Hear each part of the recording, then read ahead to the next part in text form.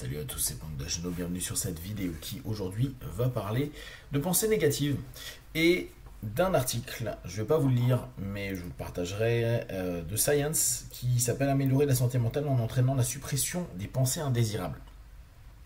Alors, je trouve que c'est un article qui est, en tout cas qui réouvre une logique que beaucoup de praticiens, pas forcément d'hypnose, mais en psychologie, psychothérapie, ont pu avoir pendant des années, qui était on ne retourne pas sur les pensées négatives, on les traite pas parce que le fait de devoir ne pas penser à quelque chose, c'est-à-dire tenter de les supprimer, ça fait en sorte que on y pense davantage. D'ailleurs, dans l'article, ils redonnent cet exemple, ne pense pas à un éléphant rose, et ils disent, bah voilà, la plupart des gens vont penser à l'éléphant rose, et donc, potentiellement, tu vas renourrir ton pathos, ta pathologie, ton mal-être par rapport à ça.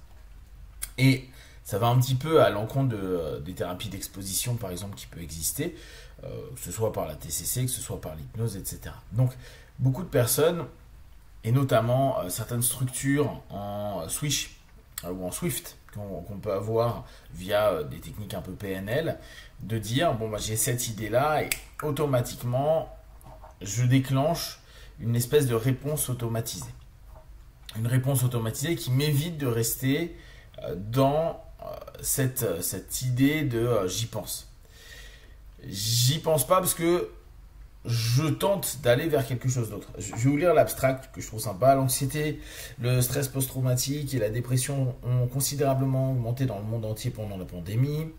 Les personnes atteintes de ces pathologies éprouvent des pensées intrusives pénibles, mais les thérapies conventionnelles les incitent souvent à éviter de supprimer leurs pensées car les intrusions pourraient rebondir en intensité et en fréquence, aggravant ainsi les troubles. En revanche, nous avons émis l'hypothèse que la suppression de la pensée améliorerait la santé mentale. 120 adultes de 16 pays ont suivi 3 jours de formation en ligne pour supprimer les pensées craintives ou neutres. Aucune augmentation paradoxale de crainte ne s'est produite. Au lieu de cela, la suppression réduisait la mémoire des peurs supprimées, les rendait moins vives et moins anxiogènes. Après la formation, les participants ont signalé moins d'anxiété, d'effets négatifs et de dépression. Ces derniers bénéfices persistant après 3 mois. Les participants présentant un niveau élevé d'anxiété et de stress post-traumatique liés à la pandémie ont bénéficié des avantages les plus importants et les plus durables en matière de santé mentale. Ces résultats remettent en question la sagesse centenaire selon laquelle la suppression des pensées est inadaptée, offrant une approche accessible pour améliorer la santé mentale. Cette idée parfois qu'on a de dire ne pensez pas au négatif, donc c'est pas les supprimer, c'est en fait fuir, les détourner. C'est quelque chose qui s'est beaucoup donc développé avec les années 60-70 où on a, après avoir plein de techniques, voire même aujourd'hui avec de la pleine conscience.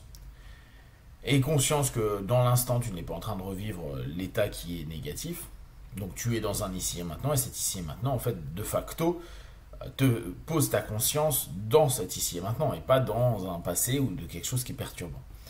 Et il y a plein de bénéfices à ça. Seulement, ce n'est pas traiter la pensée négative. Et quand je dis traiter, ça ne veut pas dire forcément qu'on va tout supprimer. Quand je dis supprimer, ça va être... Alors eux, ils n'utilisent pas le mot neutraliser parce qu'ils ont un travail où, sur leur questionnement, il y avait ce qui était vraiment problématique comme pensée, des pensées plus neutres et des pensées positives. Moi, je pars sur le principe de neutraliser, c'est-à-dire que la pensée, on sait qu'elle existe, on sait qu'elle est là, on s'y est exposé, on l'a étudié, on a vu si éventuellement, et là, on peut revenir sur un principe assez basique, il y a un bénéfice à continuer à les nourrir. Donc pour la plupart des personnes qui font de l'accompagnement, vous connaissez bien le bénéfice secondaire, et ça c'est toujours intéressant d'aller capter. Peut-être que le processus cognitif, l'ensemble des pensées qui sont partagées, avec nous-mêmes, sont en fait des automatismes qui, maintenant ou par le passé, ont été bénéfiques. Donc, peut-être que à ce moment-là, penser négativement est paradoxalement quelque chose de positif pour la mise en action, pour la protection, pour énormément de choses. Il y a peut-être d'autres stratégies, c'est complètement vrai.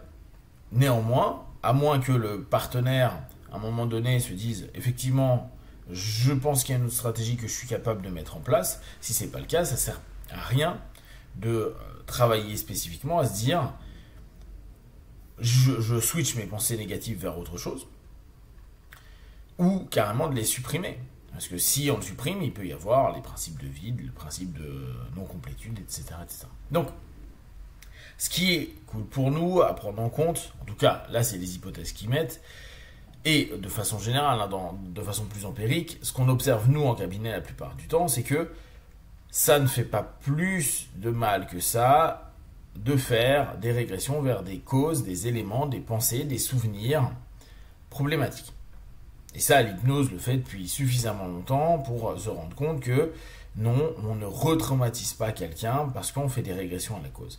Donc, de même, ce n'est pas parce qu'on va se poser sur les pensées, commencer à les travailler, les comprendre, les voir, les réobserver, et peut-être même donc recréer cette existence de pensée qu'on a tenté de ne pas penser, qu'on a tenté d'éviter de penser, bah ça va pas recréer quelque chose de particulièrement intense. Dans leur étude, sur, je sais plus combien ils avaient testé, mais 120 je crois, il n'y a qu'une personne qui a eu un retour où ça a un peu augmenté ses souvenirs et peut-être son mal-être par rapport au principe de se centrer sur ses pensées.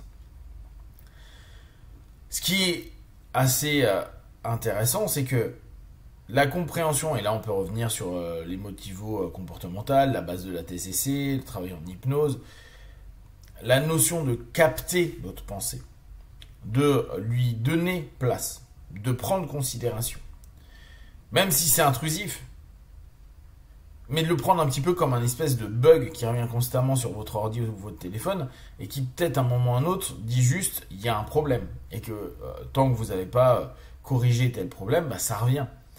Le fait d'avoir constamment ces choses qui reviennent, c'est peut-être qu'il y a un bug à aller chercher et supprimer et se dire simplement c'est comme si vous aviez un pop-up sur votre téléphone, je l'efface alors que c'est un pop-up d'alerte et dire non mais c'est pas grave, je vais mettre de la musique parce que ou je vais aller sur YouTube parce que je vais regarder une vidéo à la place, sans lire ou sans prendre en compte parce qu'on m'a dit non te prends pas la tête, ça va te faire repenser à des sales trucs. C'est absurde. Il faut capter ce qu'il veut dire, ce que ça cherche, qu'est-ce qui déconne. Et à partir du moment où éventuellement on a de plus en plus conscience, peut-être même d'orientation que ça peut représenter, ou peut-être même de correction qu'on a décidé de ne pas faire. J'ai pas envie de renouveler mon antivirus et il y a le pop-up qui arrive à chaque fois en train de dire il vous reste plus qu'un truc, plus que 2 mois, ou ça y est, vous êtes plus protégé. Mais c'est un choix, j'ai dit non, je peux éteindre mon pop-up, et là dans ce cas-là, ne plus y penser, passer à autre chose, switcher, mais parce que derrière, j'ai pris le temps d'aller considérer ma pensée. Considérer que mes pensées négatives, mes pensées non constructives ont aussi un sens pour moi, qu'elles ont droit d'avoir place en nous, et pour autant, ce n'est pas les zapper et simplement passer à autre chose. C'est les considérer, puis peut-être après, une fois qu'on les a considérés, oui, là, dire je fais un delete, je fais un effacer, et dire là, j'en ai plus besoin, et se rendre compte que petit à petit, on les a de moins en moins, voire plus du tout, et si ça revient, on connaît le processus potentiel pour à nouveau faire, ok, je sais ce que c'est, j'analyse, je vois, est-ce que je garde pas, ok, maintenant que c'est clair à l'intérieur de moi, émotionnellement, intellectuellement, physiquement, qu'est-ce que j'en fais, qu'est-ce que je décide de faire, est-ce que je jette à la corbeille, ou est-ce que je laisse, et puis de temps à autre, ça peut revenir. Dites-moi vous comment vous gérez vos pensées négatives, est-ce que vous les supprimez, est-ce que vous faites des switches, est-ce que vous évitez des pensées, et comme ça, ça peut aussi donner une réflexion sur comment vous abordez vous-même ces principes cognitifs qui parfois sont un peu dérangeants. Si vous avez des questions dernières, vous les partagez sur Facebook, YouTube, j'y répondrai le plus rapidement possible, et comme d'habitude, de tout ce que je propose, ne prenez que ce qui est bon et juste pour vous, tester, observer, analyser et conclure. Puis voilà, ciao.